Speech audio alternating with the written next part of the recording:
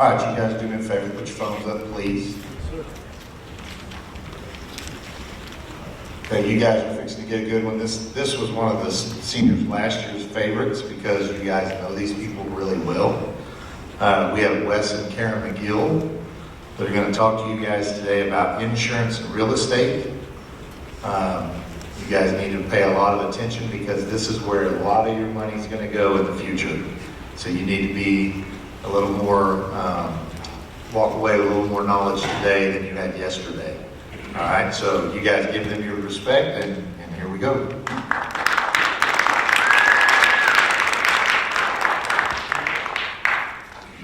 Guys, thanks for being here. Not that you had a choice. But I am Wes McGill. My wife Karen. We're happy to be here. We're going to talk about something, like Garrett said, that's going to cost you a lot of money in the rest of your life. It is something that's relatively boring, but we're going to try and make it as much fun as possible. Karen and I are both Weatherford High School graduates. I graduated in '96. Karen graduated in 1997. Were any of y'all born then? I didn't think so. Y'all are all, we were born back in the 1900s. Y'all were all born in 2000. So, anyway, just a little bit about us. McGill Insurance Agency was started in 1971 by my dad when he graduated from Southwestern. We went through Weatherford High School. I went to Stillwater, to Oklahoma State University. Karen went to Southwestern. We met afterwards, got married. She joined the family business with her real estate lessons. She's now the broker in charge and my boss when it comes to real estate. She doesn't do much with insurance. So anyway, I'm going to talk a little bit about insurance, then Karen's going to talk about real estate. We could do a semester-long class on both of these topics. So it's going to be difficult for us to hit the most important parts this morning. But as far as insurance, there's two parts of it that I know each one of you are going to be faced with in the very near future. And that's being on your own with auto insurance and the possibility of needing renter's insurance when you leave home. So we're going to talk about those two topics. I told you how old I was. Now I'm fixing to show you. I put my readers on. All right. There's two basic types of insurance in this world in my business. There's commercial insurance and personal insurance. Commercial insurance you will not need unless you're a business owner. Personal insurance is the stuff that all of your mom and dads have. Auto insurance, home insurance, different things for your toys. Some of you may even have or have had at one time equine insurance. McGill Insurance Agency has a division, McGill Livestock Insurance. And I only tell you this to tell you that there are fun parts of being in the insurance business. We're licensed in over 41 states, and I pay a young man about $20,000 a month to sell horse insurance to his friends. So you can have fun and make good money in insurance. So if you have more questions about that, we'd love to talk. Just some basic terms that you need to understand. Basically, when you want to talk about insurance, if you really make it super simple and dumb it down, insurance is paying someone to take risk that you can't afford yourself. Does that make sense? You're paying someone to fix your car because you had an accident and you can't afford to fix it yourself. You're paying someone to take the risk of hail or tornado on your home because you can't fix it yourself if disaster struck. So there's property coverage. That's your home, the property coverage on your car, your barn, your horse, whatever that might be. There's liability coverage. Liability is where an accident that you cause, someone brings a lawsuit against you because of your recklessness or your neglect. Physical damage is the damage that you cause to someone else's property. Maybe it's not a situation where they're going to sue you, but you did cause damage to someone else's property. Your deductible, that's a term that you need to understand. Deductible is your share of that cost when disaster strikes. So my roof gets blown off my house by a tornado, there is going to be part of that is my responsibility, and that is the deductible. The first known insurance policy really wasn't a policy at all. What it was we had people shipping cargo across the ocean, and I believe it was coffee, and the company thought, I can spread my risk by sending this coffee on 4 boats instead of 1. If a boat fails, at least 3/4 of my coffee makes it. Whereas if it's all in 1 boat, so it's a spread of risk. So talking auto insurance, because every one of you are going to need auto insurance, I hope to give you 1 or 2, 3, 4 points that will save you potentially thousands of dollars whenever you make this transition to your own auto insurance. But let's talk about the parts of the automobile policy. The bodily injury. So you see there's bodily injury per person, bodily injury per accident, and then property damage. All right, and then down below, you see the levels of which you can buy in the state of Oklahoma right now. The minimum for the state of Oklahoma is 25, 50, 25. So that means 25,000 per person of bodily injury, 50,000 per accident bodily injury, and then 25,000 for property damage. That's property damage that you cause of someone else's. How many of your parents drive a vehicle that's worth more than $25,000? Just about all of you.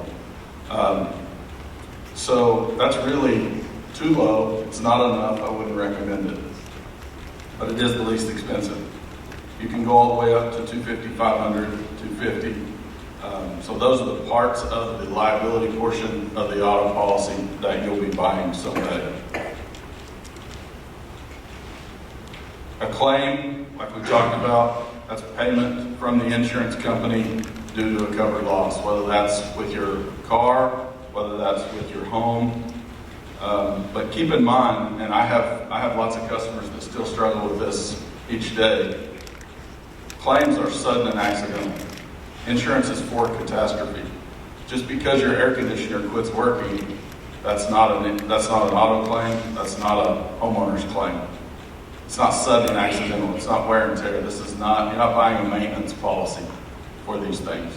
So hot water heater busts, ruins all the floor in your apartment, and all of your furniture in an apartment when you're in college. If you have a renter's policy, it was sudden and accidental, you can make a claim, call your agent, and they help you through that claims process.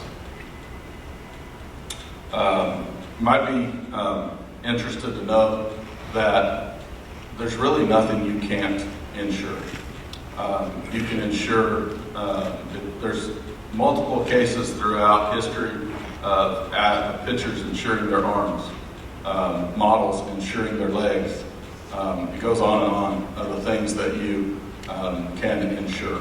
So, like I said about the young man who graduated from Southwestern, came to work for me, decided he wanted to sell horse insurance because he knew a lot of guys in the horse world.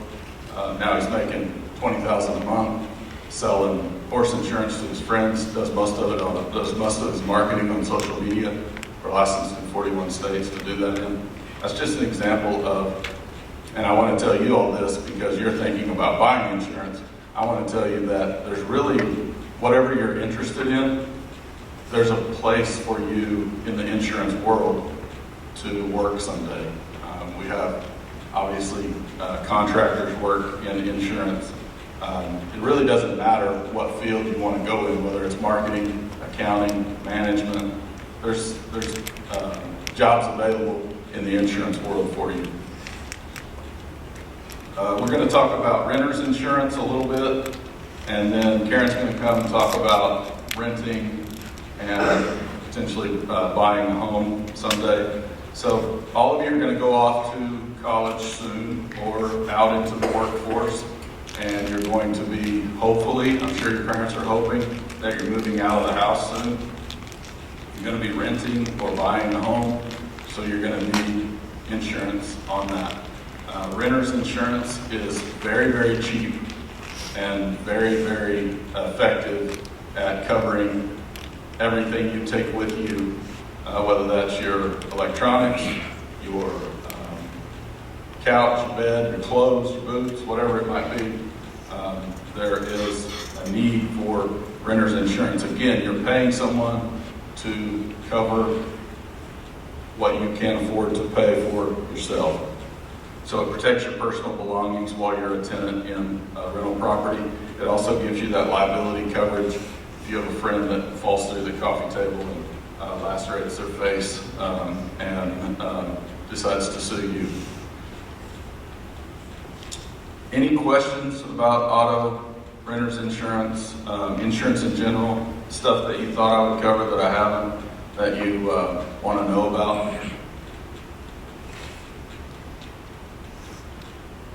I said in here that you can actually get your renter's insurance for free because most companies offer a multi-policy discount, and the cost of your renter's insurance is less than the discount you would get for having, so your insurance on your auto drops enough that your renter's insurance is basically free.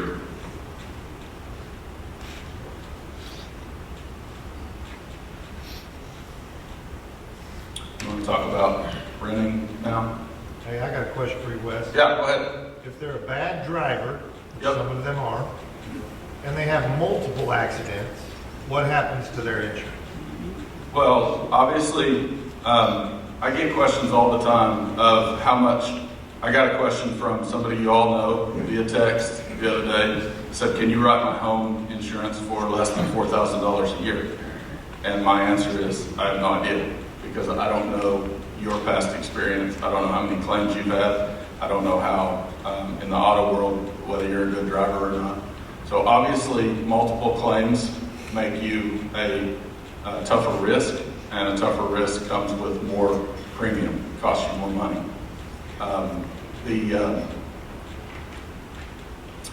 It's very, very individualized.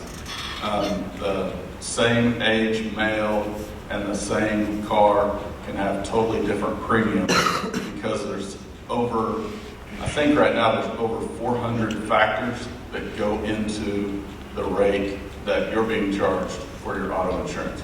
And this is one that is only going to get worse or more exaggerated as we go along. With AI, which I know you guys are familiar with, and you guys will laugh at this, but someone who watches Little House on the Prairie on Netflix pays less for their auto insurance than someone who watches Sons of Anarchy on Netflix. It's crazy, isn't it? But with AI, these insurance companies, they know your tendencies, they know what you're watching, and everything has a rate associated with that.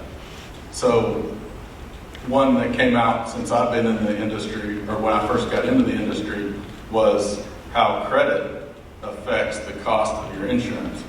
And multiple Harvard studies proved that the better your personal credit is, the safer you are as a driver, and the less likely you are to have a claim on your home. So they've attached your credit score to the cost of your insurance. But you say that's not fair. Credit doesn't have anything to do with whether or not a storm rolls through and damages my roof. You're right, but credit does have effect on whether you do the proper maintenance to take care of your home, so to minimize that damage by that storm. That's a good question, and one that will affect all of you. What you got? A claim? So a claim is when you have a loss, whether it's on your home or on your auto. If you leave for lunch and you think the person going north on Washington is going to turn into the parking lot and you pull out, they go straight right into the side of you yes, they hit you, you pulled out in front of them, that is a claim. Potentially. If they stop, there's only a small fender bender, you say, hey, let me talk to my dad. Dad says, hey, I'm not going to make a claim on that. I'm going to fix their bumper out of my pocket so I don't have a claim. Then that's a possibility too. Does that make sense? Any other questions? All right, now for the better part of the show. We'll talk about renters, renting, and potentially buying. And then we will, I'll sit down over there and I'll think of all the things that I didn't tell you, and then I'll come back up and talk. So, welcome, Karen McGill. I know y'all are super excited about this, aren't you? Like, who's excited? These guys. Love it. Okay. You're liars. Hey, no, I had a pep talk with them earlier. It was good. Okay, so I will go ahead and first talk to you about renting, because maybe that's going to be the next step for some of you guys, would be actually to go and rent an apartment or something like that. So, like I said, it's pretty much self-explanatory.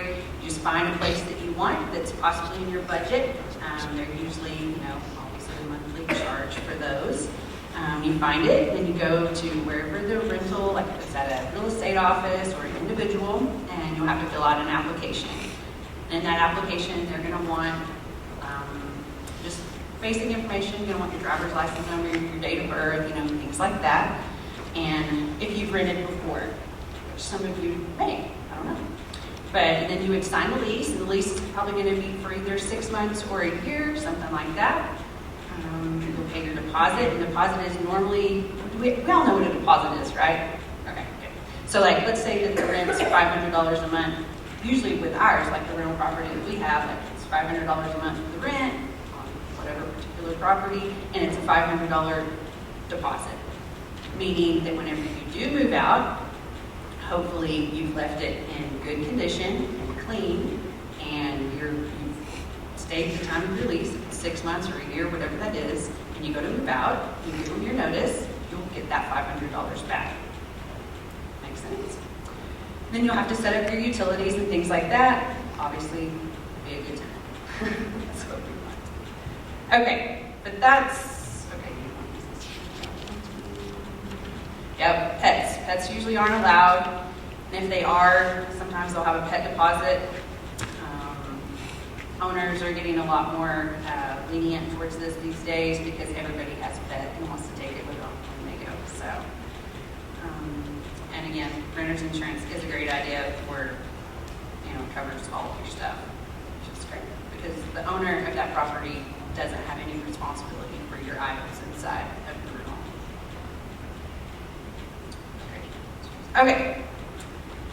Is that good? Y'all have questions about renting? Want to go on to buying a house or real estate? I got a question about rent. So I'm living on campus at Southwestern next year, and a water pipe breaks in the wall that I have nothing to do with, and it ruins all my stuff. Is that the landlord's responsibility, or is it mine? It ruins your stuff? Yep. Well, it's not the landlord's responsibility to ruin your stuff. Your stuff is, sorry. So you, You would need renter's insurance for oh, that. okay. Look at him trying to sell this. Okay, buying a home. Okay. There's quite a few things that go along with buying a house, and he kind of touched on credit and things like that. That's something we'll want to talk about. But be looking for your dream house, right? Something like this would be cool. We all want something like that, right? First of all, what I'm going to tell you is the first step of buying a house is to find a professional. Find a real estate agent, a realtor out there that you can work with. That's the best and first step, because what they can do is help you with everything else along the way. And another cool tip is that you don't have to always call the person who's on the sign. Just because you might see a McGill real estate sign in front of the house, you don't have to call me. You can call another agent, or if you see another sign in that, that's not my sign. You can still call me, and I can still help you with that house. And doesn't matter where you're going to go, state of Oklahoma, any other state. That's how that works. So what's great about working with an agent is you can also they can get you in the right direction. So like get you in touch with a loan officer to get, pre-approved for a home loan. That would be the next step, is once you've found an agent, and they can kind of get you going in the right direction of finding a loan officer.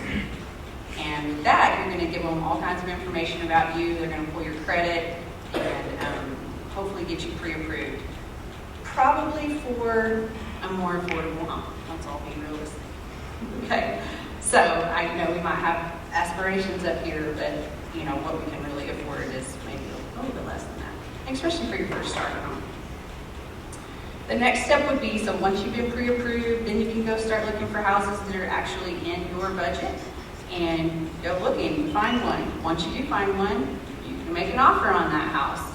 And that could take quite a bit. You could go back and forth a few times, make an offer, they come back, it's called a counter offer, and you might go back and forth a little while, and then you finally settle on a price that you're willing to pay and they're willing to accept. And then the process begins. And at that point, you can start doing all your investigations and inspections on the home. Meaning the home inspector comes out, takes a look at everything in the house, and gives you their report on it. And during this process also, you'll be working with your lender to be giving them all the information they need to process your loan. Then the appraisal will happen, appraiser comes out, looks at the house, makes sure it meets value, that it's for that amount that you contracted the house for. And you just keep going towards closing day, right? And in that meantime, too, the other main point, too, between the time you start the process of buying a house to whenever you close it, you don't want to start any new financing. So, like, you don't want to go out and buy new furniture for that house yet, or buy a new car in that process, because that'll change your credit. Has anybody came to talk to you guys about credit and stuff?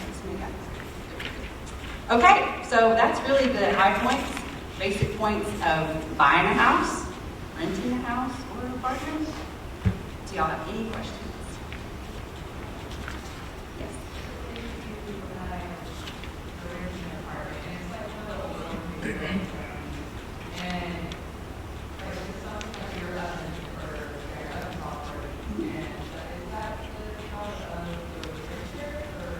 Nope, of the owners. So what you would want to do in that aspect is you would call whoever you're renting from. So if it, like with us, we manage property for other owners, so you don't necessarily, like if you're renting from us, you wouldn't contact the owner, you would contact us because that's who you're working with, right?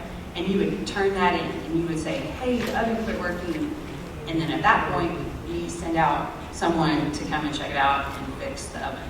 But that's a great question. That is with anything that happens while you're renting. So the good thing about, I will say, there's lots of benefits about renting a property is that you're not responsible for things when they break, unless it was something that you did to it. You know what I mean? Like if you punched a hole in the wall, you're responsible for fixing that. But like if the dishwasher stopped working, or the oven, or the water heater, you didn't have hot water, or your air conditioner, or the heater, any of that stuff, you would turn that in, and it would get hopefully fixed.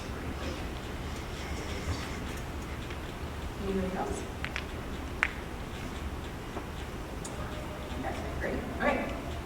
We'll take any other questions, I guess, if you want to ask questions about. Well, you had this. Yeah, there's my advice, there's my takeaway. I want all of you to go home tonight and ask your parents if you're a listed driver on their auto insurance. And here's why that's important, okay? This will save you, literally, it'll save you $1,000 whenever you go out to get your own auto insurance. The first thing that they're going to want to know when Hollis comes to me in a few years and says, I need auto insurance, I'm going to say, I need proof of previous insurance. I need to be able to show this insurance company that you've been a safe driver for the last 5 years while you were on your parents' policy. If your parents are trying to save money and cheat the system by not adding you onto their policy, we can't prove to a company that you've had good insurance since you were 16 or since you got your license. So if you can show that you were a listed driver on your parents' policy, when you go to get your own insurance, literally going to save you thousands of dollars. The insurance can be free. Yep, we covered that. You always want to go with someone who's trusted and someone who's local. You want to be able to, Creek wants to be able to come in my office and say, hey dude, I got an issue with this. I need help because they're saying they won't cover the hail damage to my horse trailer. Well, we can sit down and talk about it. I can go to bat for him. If you call Geico and say, hey, they're not paying my claim, they're going to say, well, let me transfer you to a customer service representative. It's not going to go well. So we believe in trusted local professionals that can help you when you need it. Have y'all heard the fast, cheap, and good analogy? Everything in life, all right? Fast, cheap, and good, but you only get to choose two of them. If it's fast and cheap, it's probably not good. If it's good and cheap, it's probably not fast. Get it? If it's fast and good, it's probably not cheap. Any other questions? How much time we got? About right. Got some giveaways? I got a few there to give away already. Any other questions? You get a free giveaway. Got it.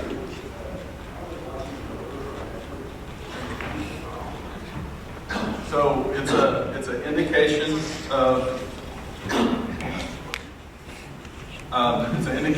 of your risk tolerance or your willingness to be dangerous. Does that make sense?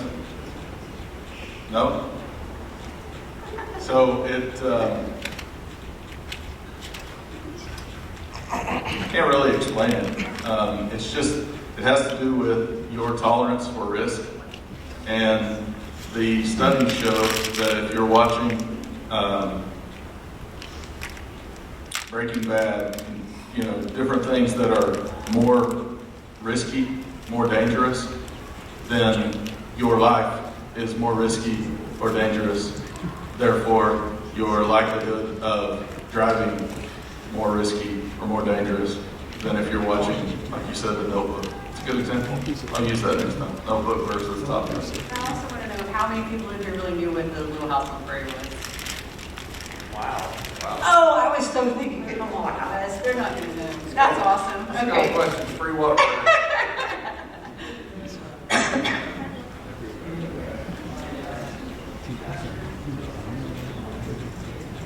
Okay, that's a great question. And Karen may want to answer it. I'm going to jump in there first. The question was, would you recommend buying sooner or taking your time and buying slower or later on in life? If you make a wise purchase, real estate tends to always appreciate rather than depreciate. You know the difference between appreciate and depreciate? So if I bought a house in Weatherford in 1980, that house probably cost me $55,000. Today that house is probably worth $200,000. That house is appreciated. Whereas if I bought a brand new pickup in 2021 for $60,000, today in 2024, that pickup's probably worth $15,000 or whatever. So that has depreciated. Real estate tends to appreciate. So you're better to buy what you can afford and buy it smart and allow that asset to appreciate, sell it and buy something else rather than rent. Renting, the money you spend every month, down the drain. Never getting it back, you're not gaining equity. That makes sense? Did I answer your question? Okay. Yeah. Him? Okay.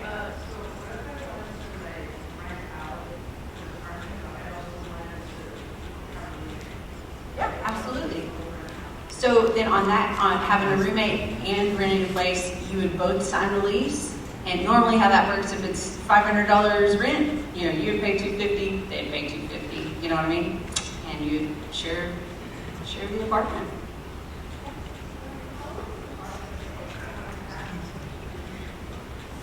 On a rental, usually not very long. Like, I know we can process it within a couple of days. So, yeah, and depending on when the apartment's available, you know, you can move in. Yes, How easy is it to lose your deposit on an apartment? very. If you don't take care of it, you know what I mean? Let's say you don't take care of it, you did some damage to the walls or something like that, or it wasn't clean whenever you moved out. Stuff like that, you can lose your deposit. Or if you moved out, let's say your lease was 6 months long, and you moved out at 4 months. Okay? And the other thing is, at the end of your lease time, let's say it is 6 months, and you're planning to move to a different place, you want to give 30 days notice, or whatever it's, you agreed to that at the beginning. And the person who walked you through your lease would tell you, like, you need to give X amount of days as notice. So if you don't give notice, you can also lose your deposit that way too.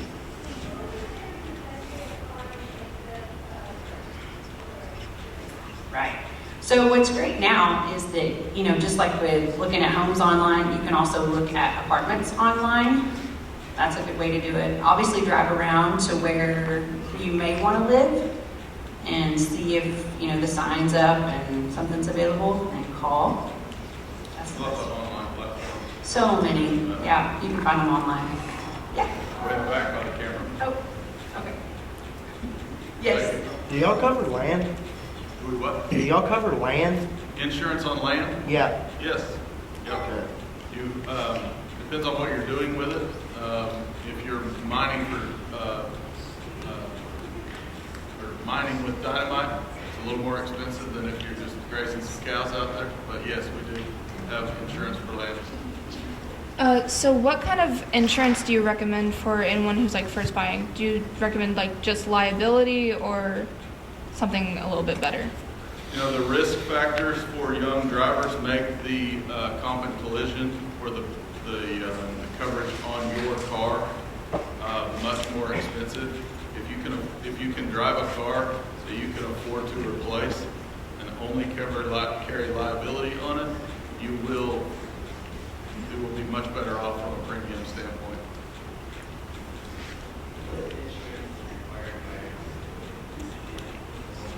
So if you go back to those slides,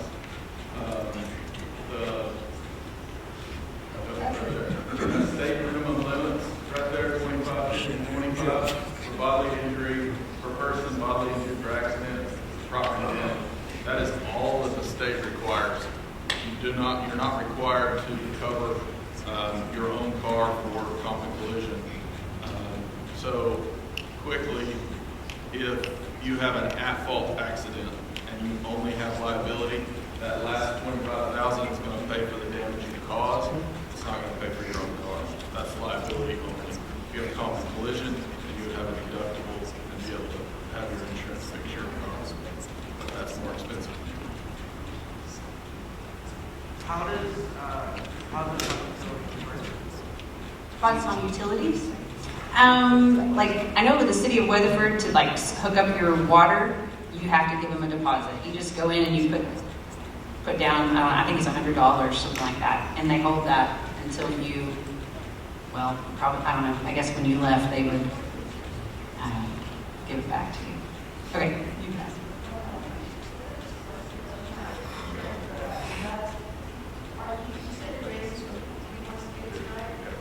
Oh, no, okay, so insurance, he's licensed in 41 states. Oh, no, this is our only office in here. Absolutely, yep. If it's one of the 41 states that we're licensed in. All right, here.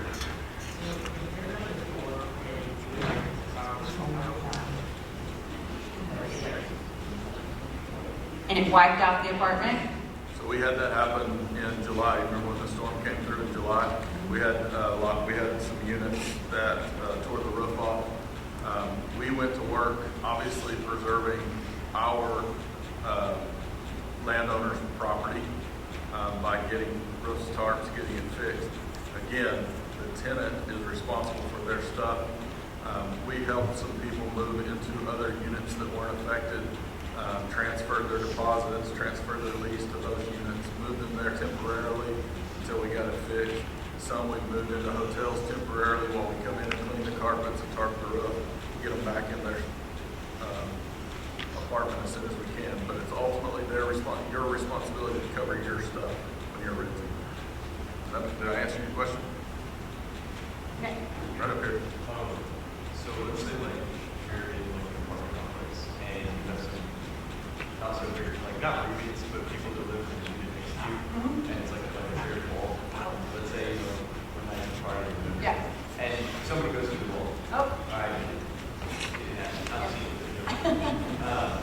Asking for a friend, right? Yeah.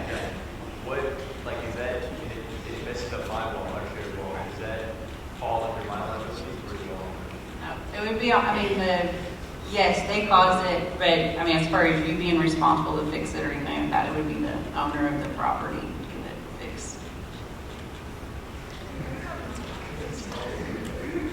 The question was, do we offer malpractice insurance?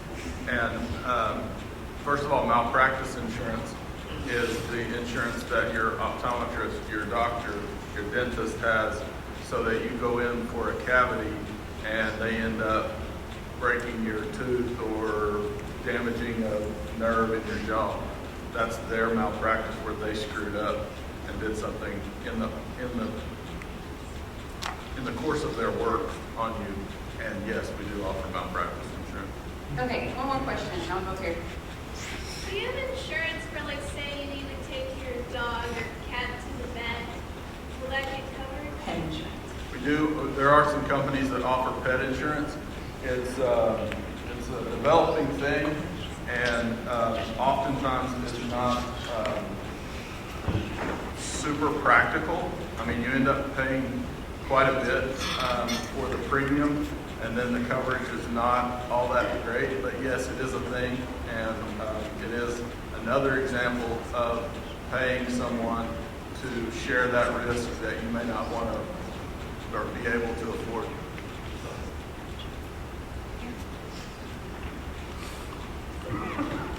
All right, you guys give them another round of applause.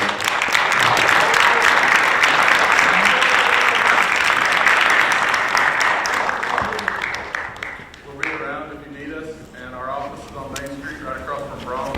I said this last year, and I never thought anybody would come in. I had a student come in, ask me more questions about insurance and real estate. He's actually interested in insurance as a profession now. Guys, one thing I want you guys to learn from these PO